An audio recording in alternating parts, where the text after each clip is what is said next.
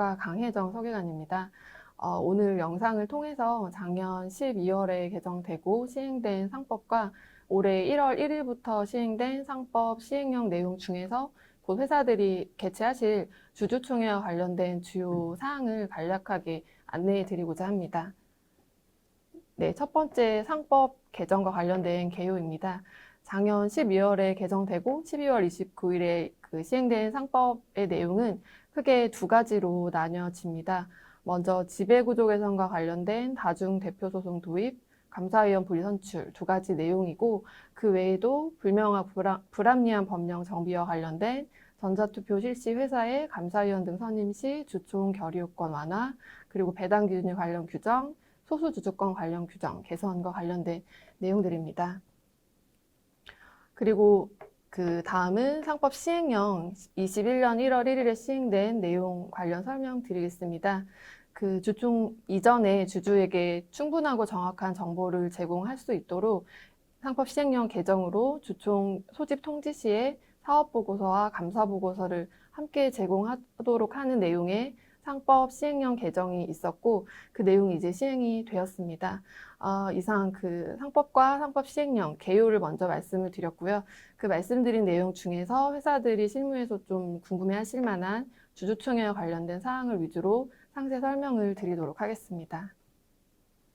네, 먼저 주주총회와 관련된 개정 상법의 주요 쟁점입니다.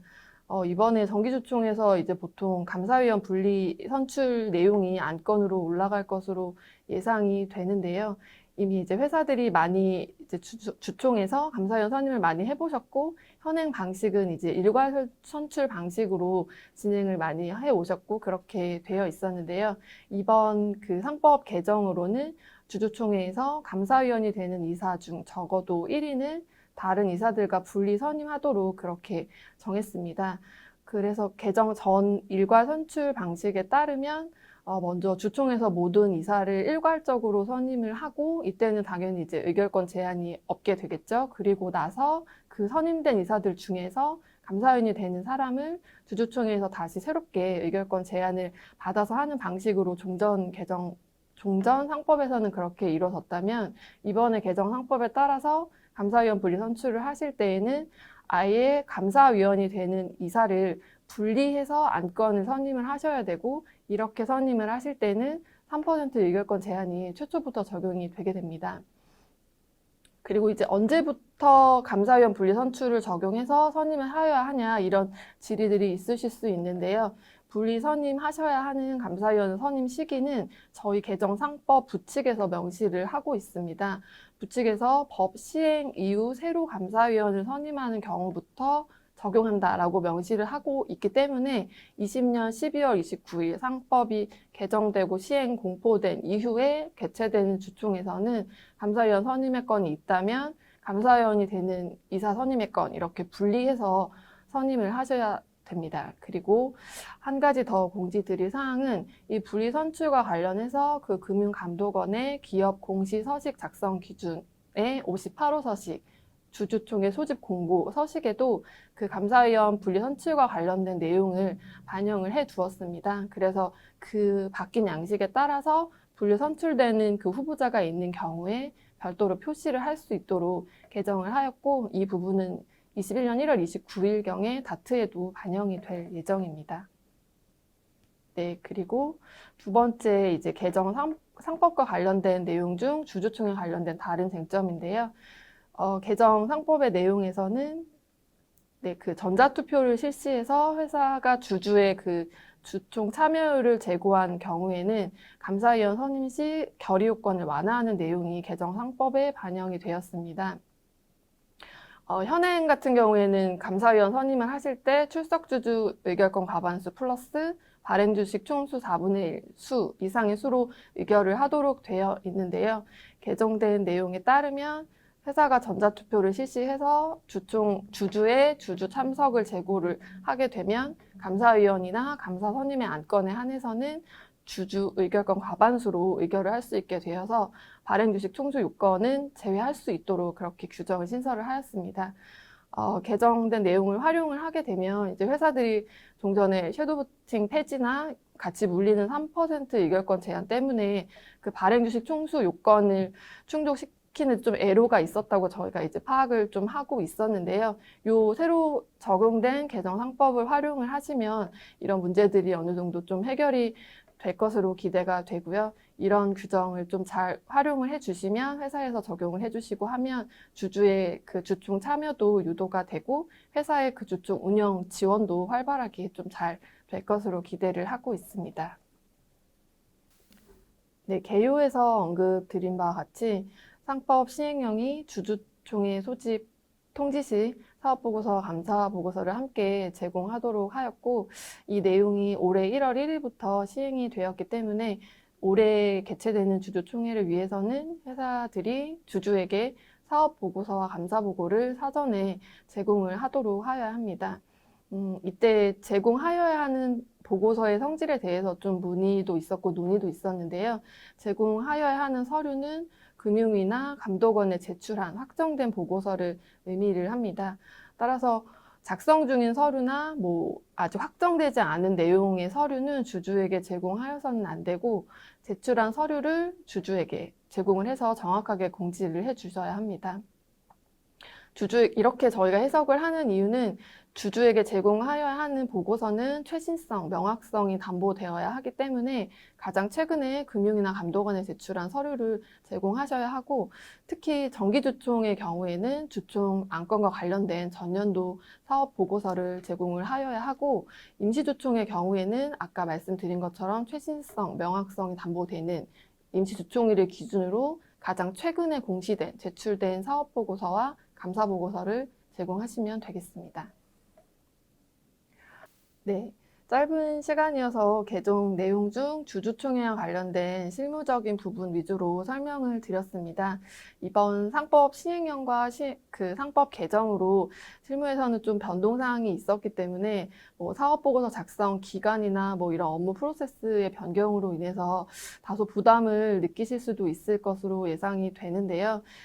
제도가 잘 정착이 되면 주주들에게 충분한 정보가 제공이 되고 주주의 의결권 행사도 내실화될 수 있기 때문에 회사들께서 잘 협조를 해주시면 서로 좋은 방향으로 발전이 될 거라고 기대를 하고 있습니다. 각 회사의 실무 담당자 분들께서 고생스러우시겠지만 개정 사항이 잘 구현될 수 있도록 협조 부탁드리겠습니다.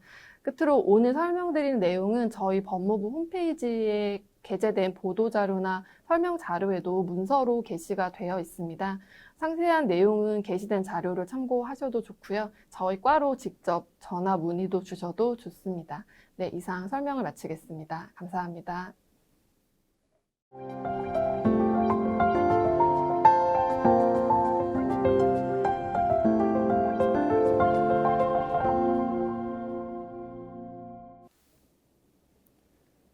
안녕하십니까.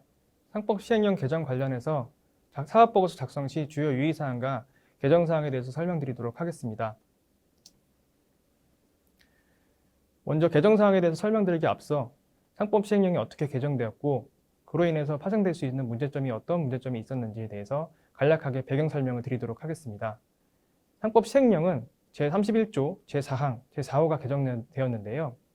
개정 내용은 상장법인이 주총 소집 공고 시 사업보고서를 필수 서류로 포함해서 주총 전까지 주주에게 제공하도록 하던 내용입니다. 제공하는 방식은 2주 전까지 통지 공고하는 방식이 있고요. 또는 1주 전까지 전자문서 발송 또는 홈페이지 게재하는 방식이 있습니다. 여기서 말씀드리는 사업보고서는 자본시장법상 사업보고서를 의미하는 것이기 때문에 꼭 금융이 거래소에 제출한 사업보고서를 제공하셔야 됩니다. 그러므로 꼭 먼저 다트에 공시를 하셔야 된다는 점 강조드리겠습니다. 이러한 상법 시행령 개정으로 인해서 정기주총 결과를 사업보고서에 반영할 수 없게 되는 그런 문제가 발생하게 되었는데요. 그렇기 때문에 만약에 주총에서 변동사항이 발생했을 때 대규모 정정공시 사태가 발생해서 공시 관련 비효율이 발생할 수 있는 우려가 있었습니다. 특히 배당, 재무제표, 임원 현황 같은 주총 결과를 필수 기재해야 되는 항목 같은 경우 정기주총 종료 후 그 결과를 반영하기 위해 정정공시를 해야 될 필요성이 있었고 정관 같은 경우 주총에서 정관이 개정되게 되는 경우 차년도 사업보고서, 그러니까 2021년 사업보고서 제출 시까지 개정 전 정관이 첨부되어 있어 투자자가 이를 오해할 가능성이 있었습니다. 이러한 문제점을 해결하기 위해서 다음과 같은 서식 개정을 통해서 후속 조치를 진행하였습니다. 주된 내용은 배당, 재무제표, 임원의 현황 같은 중요 사항에 대해서 이사회 결의사항으로 선 반영하고 주청 결과에 따라 변경된 경우에만 정정 공시하시면 됩니다. 따라서 주된 내용이 주청 결과에 따라서 내용이 변경되지 않은 경우에는 정정 공시하실 필요가 없으며 중요 사항이 아닌 경우에도 따로 정정 공시를 하실 필요는 없습니다. 정관 같은 경우에는 변경 이력 및 주총의 정관 변경 안건 상정 여부 등 정보를 제공하도록 함으로써 투자자들이 사업보고서에 첨부된 정관이 최신 정관인지 개정된 정관인지 등을 확인할 수 있도록 하였습니다. 다음으로 그림으로 한 번 더 설명드리도록 하겠습니다. 주주총회를 열기 위해서는 상법상 2주 전까지 주총 소집 공고를 해야 되는데 이번 상법 시행령 개정으로 인해서 사업보고서 및 감사보고서를 주주에게 제공해야 됩니다. 제공하는 방식은 홈페이지에 게재하시거나 전자문서 발송을 1주 전까지 하시면 됩니다. 물론 2주 전까지 통지 공고하는 방식도 있긴 하지만 사업보고서 작성 부담이 되기 때문에 아마 대부분의 기업들이 1주 전까지 제공하는 방식을 선택할 것으로 예상이 됩니다. 또 한 가지 주의하실 점은 여기서 말씀드리는 사업보고서는 자본시장법상 사업보고서를 의미하는 거기 때문에 꼭 다트에 사업보고서를 선 공시하셔야 된다는 점 다시 한번 강조드리겠습니다.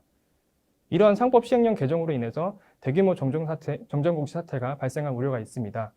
이러한 우려를 불식시키기 위해서 서식 개정을 진행하였습니다. 서식 개정은 내용은 배당, 재무제표, 임원의 현황 같은 중요 사항 같은 경우 이사회 결의사항에 선 반영하고 주총에서 변동사항이 발생했을 경우에만 정정공시를 진행하시면 됩니다. 정관 같은 경우 정기주천 전 최신 정관을 첨부하되 사업보고서의 변경 이력 및 주총 안건 상정 여부를 기재하여서 투자자들의 혼란을 최소화하고자 노력하였습니다. 다음으로 서식 내용에 대해서 자세하게 설명드리도록 하겠습니다.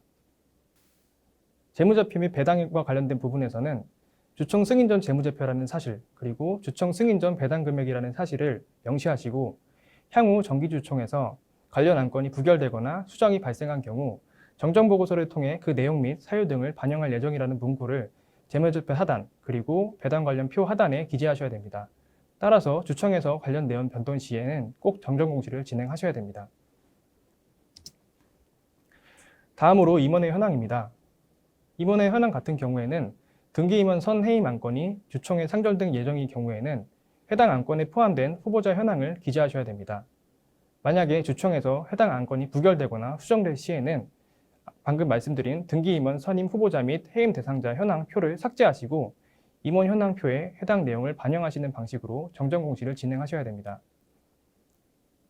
다음으로 정관 같은 경우에는 따로 첨부 정정할 필요는 없으신데요. 대신에 주총에 정관 변경 안건이 포함되어 있는지 여부 등을 기재하시고 정관 변경 이력을 기재하셔야 됩니다. 마지막으로 상법 시행령 개정 관련 유의사항입니다. 이 부분은 앞서서도 말씀드렸던 부분인데요. 상법 시행령 제31조 제4항 제4호에 따라 주주에게 제공하는 사업보고서는 자본시장법상 사업보고서를 의미하므로 꼭 금융위, 금감원과 거래소에 먼저 제출 공시하셔야 됩니다. 이 부분을 준수하기 위해서는 꼭 전자공시 시스템 공시서류 접수 마감 시간인 평일 18시 이전까지 제출 공시하셔야 됩니다. 제출로 끝나는 것은 아니고 꼭 접수된 사실을 확인하신 후에 그 다음에 주주에게 제공하셔야 됩니다. 제가 이렇게 말씀드리는 이유는 18시 이후에 제출하게 되는 경우 공시서류가 외부에 공개되지 않습니다. 만약에 공개되지 않은 사업보고서를 주주에게 제공하는 경우에는 공정공시 위반 등 법규 위반 소지가 발생할 수 있음을 알려드립니다. 이상 설명 마치도록 하겠습니다. 감사합니다.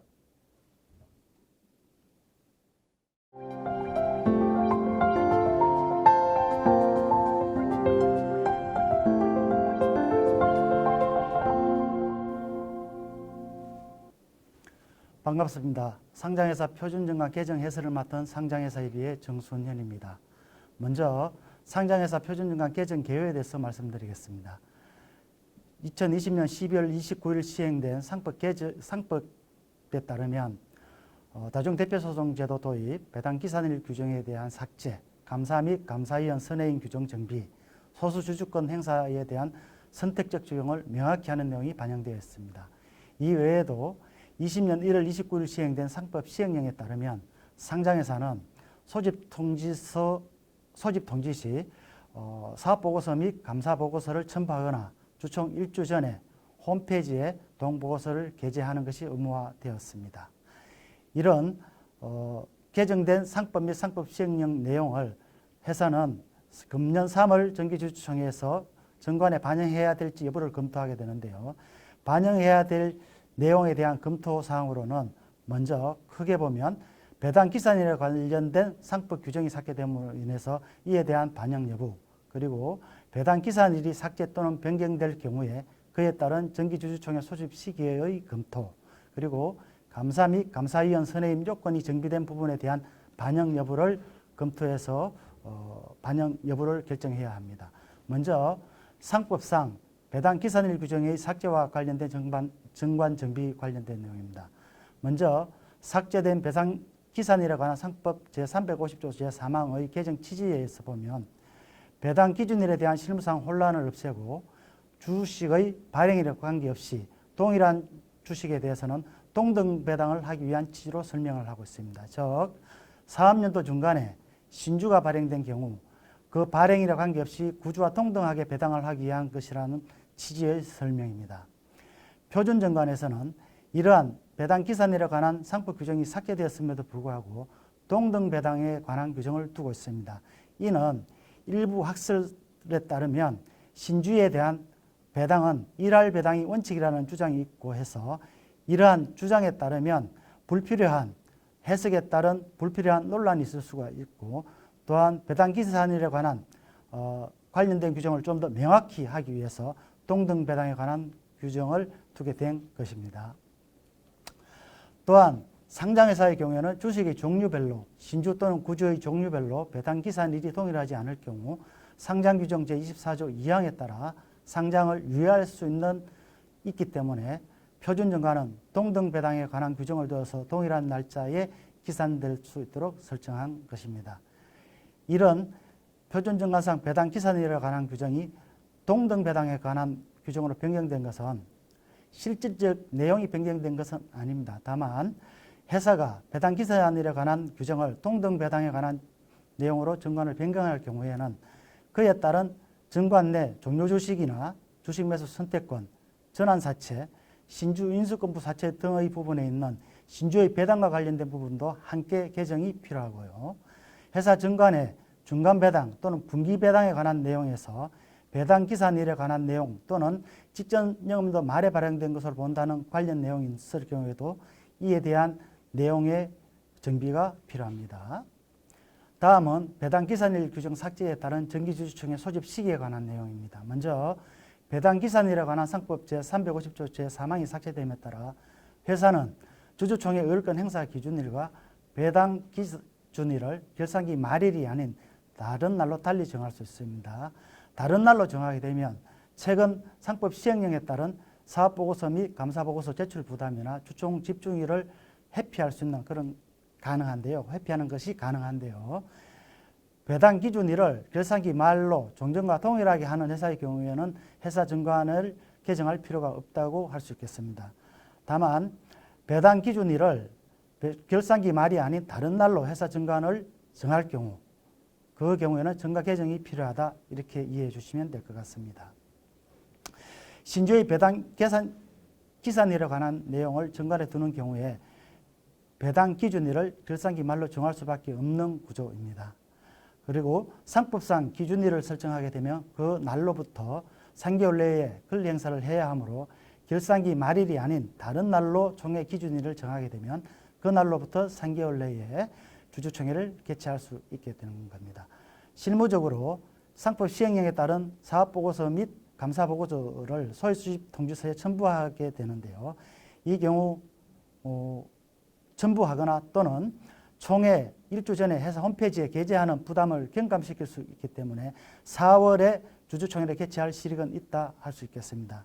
다만 3월 주주총회 집중을 피해서 4월에 개최하게 되는 경우 정관 개정이 필요하다 이렇게 이해해 주시면 될 것 같습니다. 다만 표준정관에서는 의결권 행사 기준일과 배당 기준일을 분리하지 않고 동일한 날짜로 규정해서 그 날로부터 3개월 내에 권리 행사를 할 수 있도록 규정하고 있습니다.